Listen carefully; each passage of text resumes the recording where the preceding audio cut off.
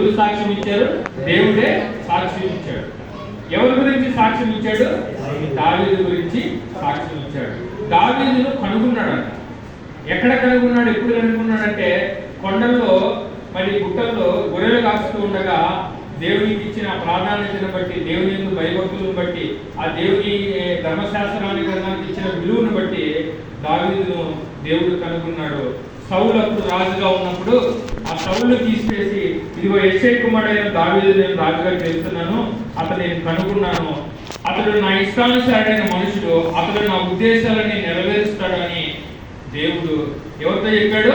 సమూయేలుతో చెప్పాడు. ఇక్కడ మనం గమనిద్దాం, దావీదు దేవునికి ఇష్టానుసారుడైన మనుషుడు, దేవుని ఉద్దేశాలను నెరవేర్చేవాడు. 2 పాయింట్లు గుర్తుపెట్టుకోండి. దేవునికి ఇష్టానుసారుడు, రెండోది ఏం చెప్పండి? దేవుని ఉద్దేశాలని నెరవేర్చేవాడు. అర్థమైన పాయింట్. దేవునికి కొన్ని ఉద్దేశాలు ఉంటాయి మన పట్ల. ఏం కాలేజీ పట్ల ఒక ఉద్దేశం ఉంటుంది, సుధాకర్ పట్ల ఒక ఉద్దేశం ఉంటుంది, మనోహర్ పట్ల ఒక ఉద్దేశం ఉంటుంది, బాబు పట్ల ఒక ఉద్దేశం ఉంటుంది. ఇట్లా వృద్ధాప్యంలో మీరు కూడా మహిమరాజు అంకుల పట్ల ఒక ఉద్దేశం ఉంటుంది. ఇక్కడ ఎవరిని ఇడిచిపెట్టడు.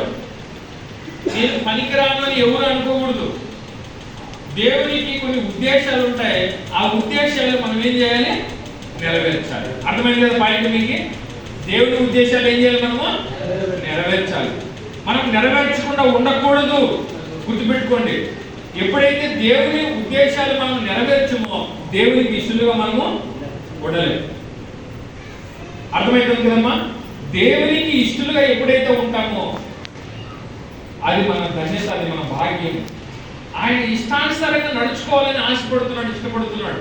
ఇప్పుడు ధర్మశాస్త్ర గ్రంథాన్ని దేవుడు ఇచ్చాడు. ఆ ధర్మశాస్త్ర గ్రంథంలో కొన్ని వాక్యాలు రాయించాడు పిల్లలు. ఆ వాక్యాల ప్రకారం మనం ఏం చేయాలి? నడుచుకోవాలి. అది ఆయన ఇష్టం, ఆయన ఉద్దేశం. దావీదు ఆయన ఇష్టానుసారంగా నడుచుకున్నాడు, మరి దేవుని ఉద్దేశాలన్నీ నెరవేర్చాడు. ఉదాహరణకు ఒక మాట చెప్తాం. నిర్గమకాండం రండి. నిర్గమకాండం దేవుని యొక్క ధర్మశాస్త్ర గ్రంథంలో మనం గమనిస్తే నిర్గమకాండము 20వ అధ్యాయం